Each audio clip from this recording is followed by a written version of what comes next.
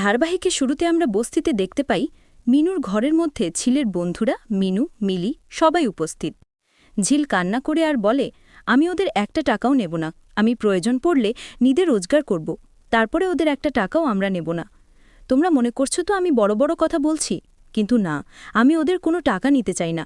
তাছাড়া তুমি একদিন দেখে নিও মা, আমাদের গান সবাই পছন্দ করবে, একদিন আমাদেরও সবাই চিনবে, সমাজে জায়গা হবে, আমরা ওদের সাথে সমানে টক্কর দিতে পারব।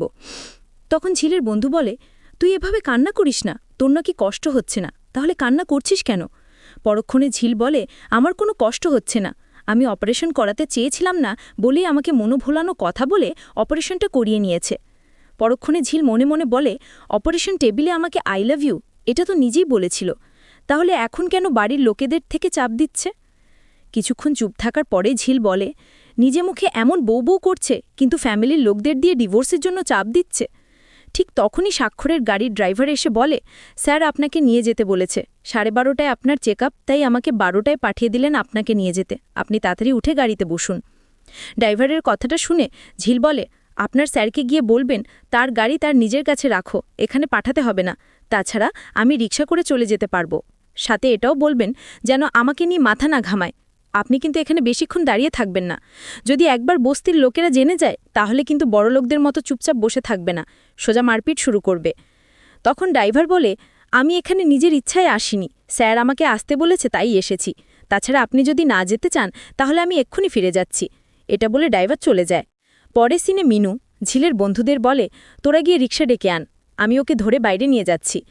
ধরে নিয়ে যাওয়ার কথা শুনে ঝিল বলে, আমি একাই যেতে পারবো, আমাকে ধরে নিয়ে যেতে হবে না, আমাকে নিয়ে এত চিন্তা করো না তো। পরক্ষণে মিনু বলে, শুধু জ্বর হলে চিন্তা করতাম না, কিন্তু উনি বারবার বলে দিয়েছে তোকে ভালো করে দেখাশোনা করতে, আর অপারেশনের পরে তোর জ্বরটা এসেছে তাই ভাবা লাগছে, তুই এখন চল তো চেক আপটা করিয়ে আসি। এটা বলে মিনু মিলি ঝিলকে ধরে হসপিটালে যায়। পরে সিনে আমরা হসপিটালে দেখতে পাই। হসপিটালে যেতেই চৈতি বলে, আরে ঝিল তুমি এসে গেছো, কেমন আছো তুমি? ভাবলাম তোমাকে দেখার জন্য একটু তোমাদের বাড়িতে যাব, কিন্তু তুমি তো নিজেই চলে এসেছো। পরক্ষণে মিলি বলে, আপনি আমাদের বাড়িতে কেন যাবেন? সাক্ষ্যবাবু না হয় যেত কার বউকে দেখতে, কিন্তু আপনি কেন যাবেন? আপনার তো পেশেন্ট না আমার বোন, তাহলে আপনি কেন যাবেন?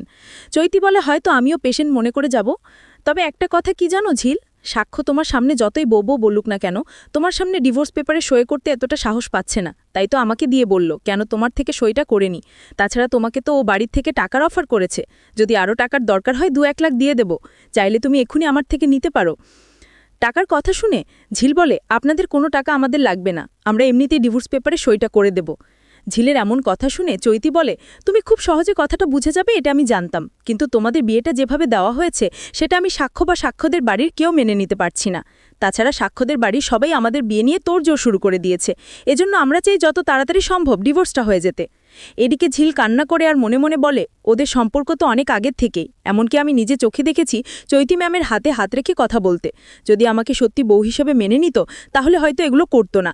কিছুক্ষণ চুপ থাকার পরে ঝিল বলে, আপনি আমাকে এক্ষুনি কাগজটা দিন, আমি সই করে দিচ্ছি। সাথে সাথে চৈতি ডিভোর্স পেপারে কাগজটা দিয়ে বলে, তুমি নিজে করে দিও, এমনকি সাক্ষ্যকে দিয়ে সইটা করিয়ে নিও। অপরদিকে ঝিলের বন্ধু বলে, ডাক্তারবাবু তো নিজে সবার সামনে ঝিনকে বউ হিসেবে মেনে নিয়েছে, তাহলে উনি নিজের মুখে না বলে আপনাকে দিয়ে কাগজ পাঠিয়েছে কেন? পরক্ষণে চৈতি বলে, তোমরা এখনও সাক্ষ্যকে চিনতে পারোনি, কিন্তু আমি সাক্ষ্যকে খুব ভালো করেই চিনি, আমি সেই কলেজ থেকে এখন পর্যন্ত ওর সাথে আছি। তাছাড়া সাক্ষ্য নিজের মুখে ডিভোর্সের কথাটা কখনো বলবে না। পরবর্তীতে মিলি বলে, মা তুমি এখান থেকে চলো তো, অযথা সময় নষ্ট করে দাঁড়িয়ে দাঁড়িয়ে এসব কথা কেন শুনছি? তাছাড়া যে ডিভোর্স করবে সে তো আমাদেরকে কিছু বলেনি। শেষ সিন আমরা দেখতে পাই চৈতি বলে, আমাদের বিয়েটা হয়ে গেলে আমরা আবার বিদেশে ফিরে যাব। তাছাড়া দেখো ঝিল, তোমার অনেক ভালো জায়গায় বিয়ে হবে, অনেক সুন্দর অনেক ভালো পরিবারে তোমার বিয়ে হবে, তবে আমাদের কিন্তু নেমন্তন্ন করতে ভুলো না। নেমন্তন্ন কথা শুনে মিলি বলে, আপনি কে যে আপনাকে আমরা নেমন্তন্ন করতে যাব? আপনি আমার বোনের সংসার ভেঙে দিচ্ছেন, আর আমরা আপনাকে নেমন্তন্ন করতে যাব, সেটা আপনি ভাবলেন কি করে? সংসার ভাঙার কথা শুনে চৈতি বলে, আমি কোথায় তোমার বোনের সংসার ভাঙলাম, জোর করে বিয়েটা তো কেউ মেনে নেয়নি, তাছাড়া আমাদের অনেক দিন থেকেই সব কিছু প্ল্যান করা আছে, সেটা যদি কেউ ঢুকে ভেঙে দেয় সেটা কিন্তু আমি কিছুতেই মেনে নিতে পারবো না। পরক্ষণে ঝিল বলে, আপনি আমাকে কাগজটা দিন, আমি সাইন করে দেব। পরবর্তীতে চৈতি কাগজটা ঝিলকে দিতে ঝিল মনে মনে বলে, আমি নিজেও তো এই বিয়েটা মন থেকে মেনে নেইনি, সবসময় বলেছি ডিভোর্স দিয়ে দেব, লোকটাকে আমার পছন্দ নয়, কিন্তু তারপরেও বিয়ে ভাঙার কথা, ডিভোর্স পেপার এগুলো শুনলেই আমার এত কষ্ট কেন হয়? পরবর্তীতে ঝিল জোরে চিৎকার করে বলে, তোরা সবাই মিলে এখানে কেন এসেছিস? আমাকে তাড়াতাড়ি চেক আপ করাতে নিয়ে চল। এটা বলতেই ঝিলের মা বোন বাকি সবাই ঝিলকে চেক আপ করাতে নিয়ে যায়। তো বন্ধুরা, এই ছিল আজকের পর্ব। পরবর্তী নাটকের আপডেটগুলো দেখতে আমাদের চ্যানেলটি এক্ষুনি সাবস্ক্রাইব করে পাশে থাকুন। ধন্যবাদ।